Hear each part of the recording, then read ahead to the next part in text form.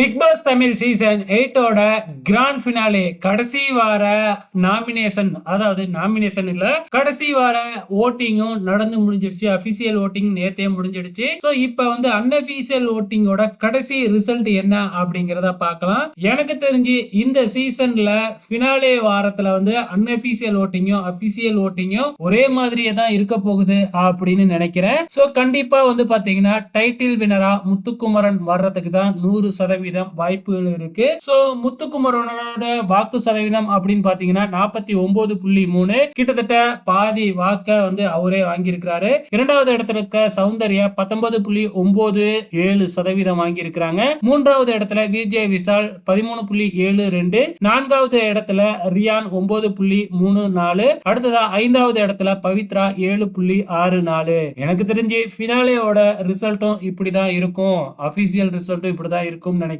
Maybe Ryan, Pavithra இவங்களோட order என்ன change ஆகலாம், பொறுத்திருந்து பார்க்கலாம் என்ன நடக்குதுன்னு.